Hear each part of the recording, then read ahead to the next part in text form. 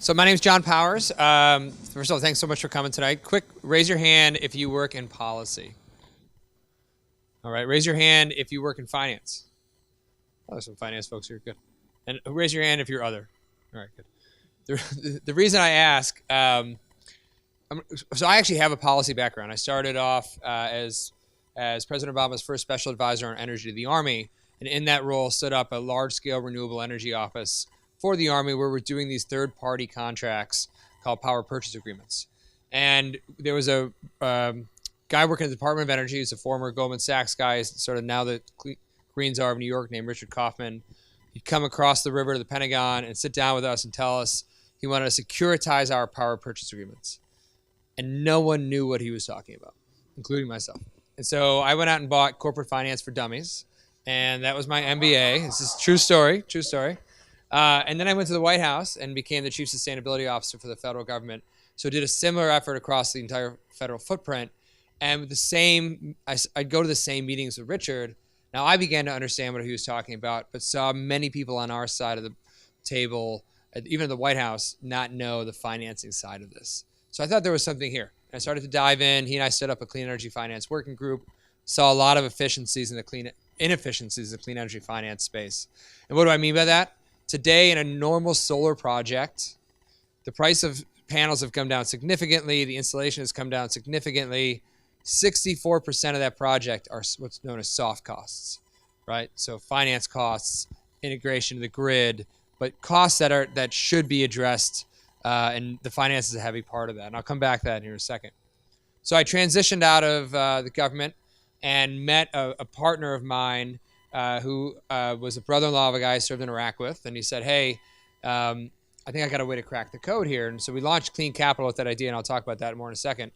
But if you look at the evolution of clean energy finance or solar finance, it starts off with a company in New Jersey wants to put solar panels in their roof. One, do these solar panels work? This is 2008. Two, is there enough sun in New Jersey to even do this? Three, you want to do something called a power purchase agreement. We've never heard of this before. What does this mean, right?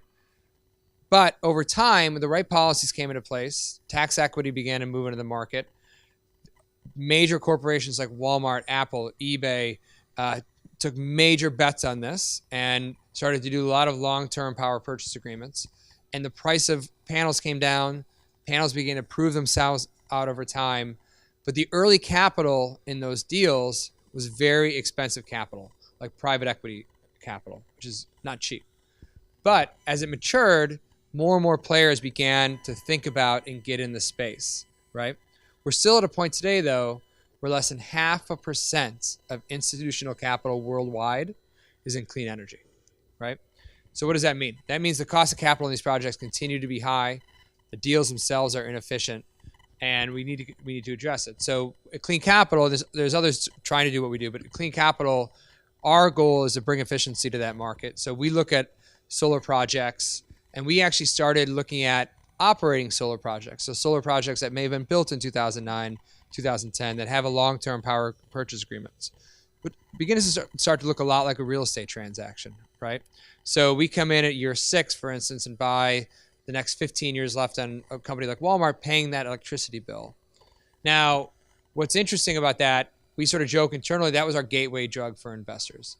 Investors who want to get into solar, they're not really sure, they want to play in the impact space, labor pension funds, endowments, and others. This is a way to do it, and it's very familiar to what you're comfortable with. And if we can get them comfortable there, we can move them earlier into the development chain. What do I mean by that? So we buy deals. If you don't know these terms, don't worry about it. Buy Corporate Finance for Dummies. Most deals have debt and equity, right? So there's actual cash and then almost like a mortgage on top of it. So early deals, though, have that tax equity slice. Now, this is a big policy play, right? Tax equity helped solar really emerge in the late part of 2008 and really hockey stick in 2010 and 11, meaning that you could take 30% off of your deal, off your construction, funded by someone who has a tax appetite that could write that off of their tax bill, right? So the simplest way to say it is, instead of me paying taxes to Uncle Sam, I'm going to put that in a solar project, and I can actually make money now off my tax money, right? It's an interesting idea, and it's been really instrumental in moving the market forward and bringing down the cost of panels and moving insulation. Last year alone, solar installation was the #1 job in America. Wind technician was #2. So the market is growing, it's maturing, it's here. Now, once we move beyond those steps like tax equity, which is a really tight market and a competitive market, the better we're going to be, because the more efficient market moves, money moves. And I'll talk more about that later. But we're at a really exciting place in solar for all of the, and I obviously put my politics on my sleeve early, the lack of love you're seeing from the current administration on some of this stuff. The market is moving. When they said they're going to pull out of Paris, hundreds of companies stood up and said, we're committed to this. We're moving ahead in clean energy. CEO BlackRock just made a major announcement yesterday that said if you're not investing in sustainability or social impact, we're not going to invest in you. Like that's amazing. So the markets are moving. It's a great time to be in the industry. The finance is such a critical part of it. And even if you don't want to be in the finance side, you should begin to understand it. And there's a lot of ways to do it. We're always happy to engage, but it's such a critical part to move those projects forward. You could have the greatest technology in the world, but if you can't get it into a project and get it into the market, especially in a heavily regulated market like energy, it's not going to go anywhere. And what I'm excited about is beyond solar for storage, and wind's already there, but microgrids. This is a proven business model now, the power purchase agreements. If we can find ways to move these other technologies in there, it'll just accelerate their growth, accelerate the distribution of the grid, and I think make us a more secure country. So with that, I'll pass it back to Dave. Thanks, John.